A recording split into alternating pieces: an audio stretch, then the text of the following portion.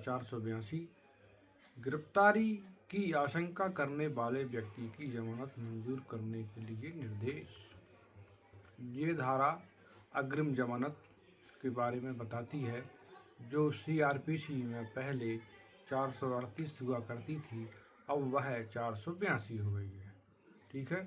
482 एक, जब किसी व्यक्ति को यह विश्वास करने का कारण है कि वह हो सकता है उसको किसी अजमानती अपराध के किए जाने के अभियोग में गिरफ्तार किया जा सकता है, तो वह इस धारा के अधीन निर्देश के लिए उच्च न्यायालय या सेशन न्यायालय को आवेदन कर सकेगा, और यदि वह न्यायालय ठीक समझे तो वह निर्देश दे सकेगा कि ऐसी गिरफ्तारी की स्थिति में उसे जमानत पर छोड़ दिया जाए। नंबर 2, जब उच्च न्यायालय या सेशन न्यायालय उपधारा 1 के अधीन निर्देश देता है कि तब वह उस विशिष्ट मामले के तथ्यों को ध्यान में रखते हुए निर्देशों में ऐसी शर्तें जो वह ठीक समझे सम्मिलित कर सकेगा, जिनके अंतर्गत निम्नलिखित भी हैं। नंबर 1, यह शर्त कि वह व्यक्ति पुलिस अधिकारी द्वारा पूछे जाने वाले परिप्रश्नों का उत्तर देने के लिए जैसे और जब अपेक्षित हो उपलब्ध होगा। नंबर 2, यह शर्त कि वह व्यक्ति उस मामले के तथ्यों से अवगत किसी व्यक्ति को न्यायालय या उसके किसी पुलिस अधिकारी के समक्ष ऐसे तथ्यों को प्रकट न करने के लिए बनाने के लिए प्रत्यक्ष या अप्रत्यक्ष उसे कोई उत्प्रेरणा, धमकी या वचन नहीं देगा। नंबर 3, यह शर्त कि वह व्यक्ति न्यायालय की पूर्व अनुज्ञा के बिना भारत से बाहर नहीं जाएगा।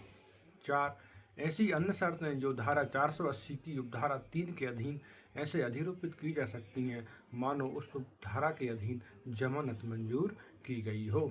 नंबर 3, यदि तत्पश्चात ऐसे व्यक्ति को ऐसे अभियोग पर पुलिस थाने के भारसाधक अधिकारी द्वारा वारंट के बिना गिरफ्तार किया जाता है और वह या तो गिरफ्तारी के समय या जब वह ऐसे अधिकारी की अभिरक्षा में है तब किसी समय जमानत देने के लिए तैयार है, तो उसे जमानत पर छोड़ दिया जाएगा तथा ऐसे अपराध का संज्ञान करने वाला मजिस्ट्रेट यह विनिश्चय करता है कि उस व्यक्ति के विरुद्ध प्रथम बार ही वारंट जारी किया जाना चाहिए, तो वह उपधारा 1 के अधीन न्यायालय के निर्देश के अनुरूप जमानती वारंट जारी करेगा।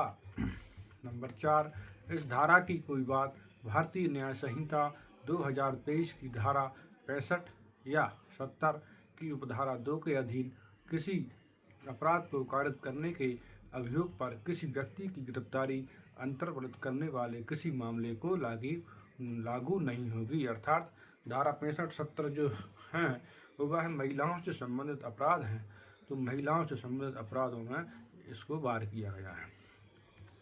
अब धारा 483 BNSS जो कि CRPC में धारा 439 थी, अर्थात जो व्यक्ति जेल में हैं उनके लिए इस धारा में जमानत लेने के लिए सेशन कोर्ट में आवेदन लगाया जाता है। ठीक है। धारा 483, उच्च न्यायालय या सेशन न्यायालय यह निर्देश दे सकेगा कि किसी ऐसे व्यक्ति को जिस पर किसी अपराध का अभियोग है और जो अभिरक्षा में है जमानत पर छोड़ दिया जाए, और यदि अपराध धारा 480 की उपधारा 3 में बेनिर्दिष्ट प्रकार का है तो वह ऐसी कोई शर्त जिसे वह उस उपधारा में वर्णित प्रयोजनों के लिए आवश्यक समझे अधिरोपित कर सकेगा। खा, किसी व्यक्ति को जमानत पर छोड़ने के समय मजिस्ट्रेट द्वारा अधिरोपित कोई शर्त अपास्त या उपांतरित कर दी जाए, परंतु उच्च न्यायालय या सेशन न्यायालय किसी ऐसी व्यक्ति की जो ऐसे अपराध का अभियुक्त है जो अनुन्नतः सेशन न्यायालय द्वारा विचारणीय है या जो यद्यपि इस प्रकार विचारणीय नहीं है, आजीवन कारावास से दंडनीय है, जमानत लेने के पूर्व जमानत के लिए आवेदन की सूचना लोक अभियोजक को उस दशा के सिवाय देगा जब उसकी ऐसे कारणों से जो लेखबद्ध किए जाएंगे यह राय है कि इस सूचना देना साध्य नहीं है, परंतु यह और कि उच्च न्यायालय या सेशन न्यायालय किसी ऐसे व्यक्ति को जमानत देने से पूर्व जो भारतीय न्याय संहिता की धारा 65 या 70 की उपधारा 2 के अधीन विचारण योग्य किसी अपराध का अभियुक्त है, ऐसे आवेदन की सूचना की प्राप्ति की तारीख से 15 दिन की अवधि के भीतर लोक अभियोजक को जमानत के लिए आवेदन की सूचना देगा। नंबर 2, सूचना देने वाले या उसके द्वारा प्राधिकृत किसी व्यक्ति की उपस्थिति भारतीय न्याय संहिता की धारा 65 और 70 की उपधारा 2 के अधीन किसी व्यक्ति को जमानत के लिए आवेदन की सुनवाई करते समय बाध्यकारी होगी। नंबर 3, उच्च न्यायालय या सेशन न्यायालय किसी ऐसे व्यक्ति को जिसे इस अध्याय के अधीन जमानत पर छोड़ा जा चुका है गिरफ्तार करने का निर्देश दे सकेगा और उसे सुरक्षा के लिए सुपुर्द कर सकेगा। धारा 484 बंद पत्र की रकम और उसे घटाना। इस अध्याय के अधीन निष्पादित प्रत्येक बंद पत्र की रकम मामले की परिस्थितियों का सम्यक ध्यान रखते हुए नियत की जाएंगी और अत्यधिक नहीं होंगी। नंबर 2, उच्च न्यायालय या सेशन न्यायालय यह निर्देश दे सकेगा कि पुलिस अधिकारी या मजिस्ट्रेट द्वारा अपेक्षित जमानत घटाई जाए।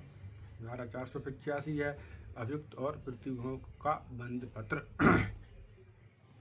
धारा 485 में किसी व्यक्ति को बंद पत्र पर या जमानत पर छोड़े जाने के पूर्व उस व्यक्ति द्वारा इतनी धनराशि के लिए जितनी यथा स्थिति पुलिस अधिकारी या न्यायालय पर्याप्त समझे बंद पत्र निष्पादित किया जाएगा और जब उसे बंद पत्र या जमानत पत्र पर छोड़ा जाएगा तो एक या अधिक पर्याप्त प्रतिभूति द्वारा यह सशर्त माना जाएगा कि ऐसा व्यक्ति बंद पत्र में वर्णित समय और स्थान पर उपस्थित होगा और जब तक यथास्थिति पुलिस अधिकारी या न्यायालय द्वारा अन्यथा निर्देश नहीं दिया जाता है इस प्रकार निरंतर उपस्थित होता रहेगा। ठीक है।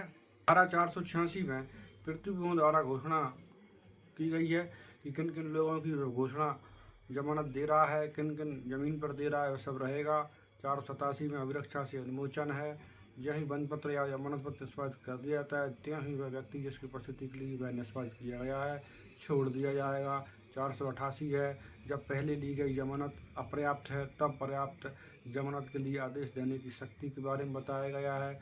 धारा 489 प्रतिभूतियों का उन्मोचन है। ठीक है।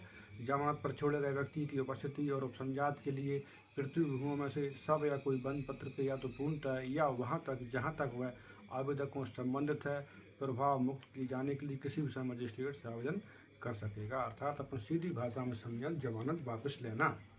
जब कोई व्यक्ति किसी व्यक्ति की जमानत देता है और यदि वह वापस लेना चाहता है तो वह धारा 489 BNSS 2023 के अंदर आवेदन कर सकता है। न्यायालय उसे सुनेगा, आरोपी को नोटिस देगा, यदि वह आएगा तो ठीक है, नहीं तो उसके लिए गिरफ्तारी वारंट जारी हो जाएगा और उसकी जमानत हट जाएगी। ठीक है।